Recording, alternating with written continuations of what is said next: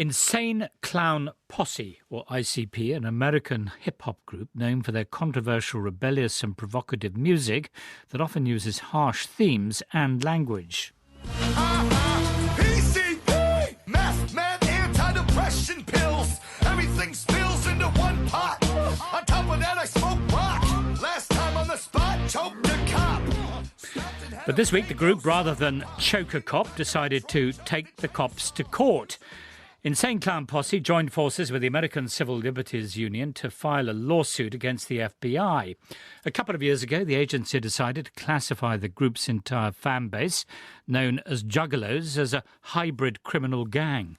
The lawsuit argues that the classification violates the fans' rights to expression and association. I've been speaking to Mario Delgado, a self-confessed juggalo, better known as horrorcore rap artist Mars.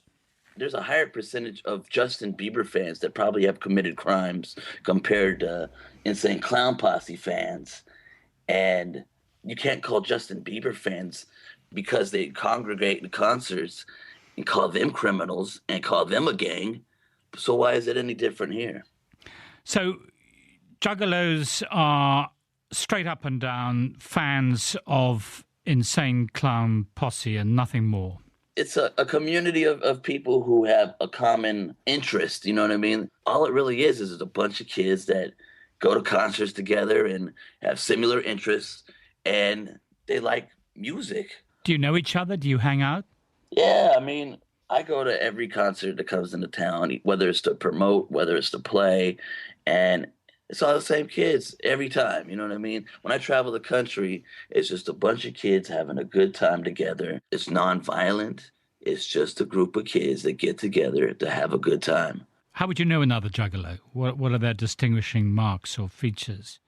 There's juggalos out there that are policemen. There's juggalos out there that are lawyers. There's juggalos out there that are doctors. You know what I mean? And they don't have any identifying characteristics as much as the super fan that has all the merchandise. It comes down to what is in a CD player. Can I identify them like that? That's probably a little bit more accurate. So do you know of any juggalos who get together to engage in gang-like behavior or engage in violence, which is what the FBI allege? Have I seen juggalos that get together and do gang lifestyle things? No, man, it doesn't exist. I mean, I own one of the biggest juggalo websites in the world, but that doesn't make me a high-ranking gang member that puts out newsletters for my gang. It makes me a super fan that puts out information for my fans. The bottom line is, when you get a group of people that could congregate with each other, 20,000 strong, like at the gathering of the Juggalos, that have a common cause or purpose, it starts making the government a little bit nervous. The government looks at it as like, these guys have way too much power. You label them as a gang, we can lock them up for anything that we want if it gets to be too powerful. Let me just quote to you one of your own lyrics. Every time I turn the music up, I get evil. It's telling me to go right out and kill people. That song was written because of the media blaming my music for things that fans have done.